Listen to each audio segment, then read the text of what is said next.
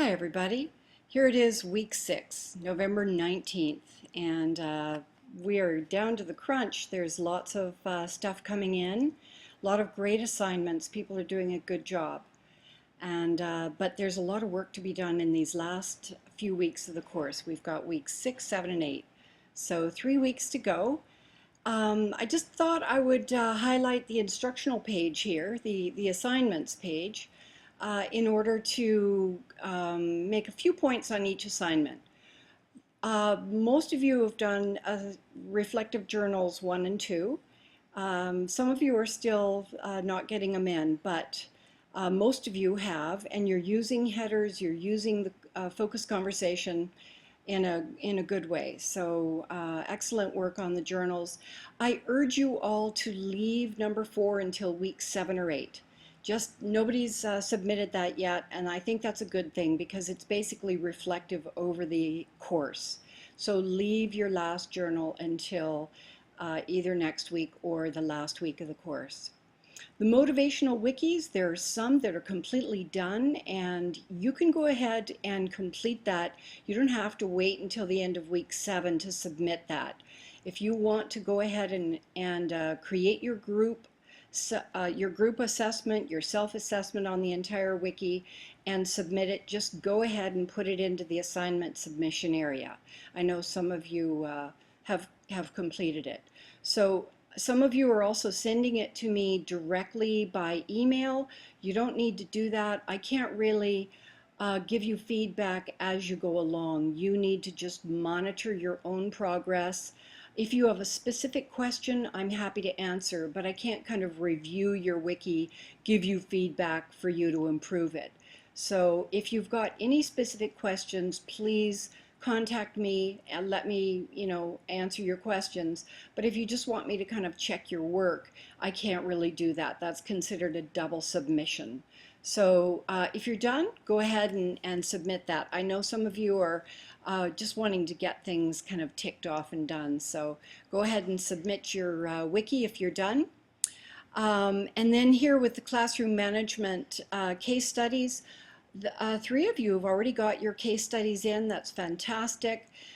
The postings to the online case studies were very thorough, very complete. And now when you create your own short case study, you analyze it using only 3 questions instead of the 6 questions. So it'll probably be simpler for you to analyze your own, although because it's a personal affair, it sometimes is more difficult. So just make sure you've got at least 2 viable options as a way of responding to your case. And then go ahead and complete that by week 7.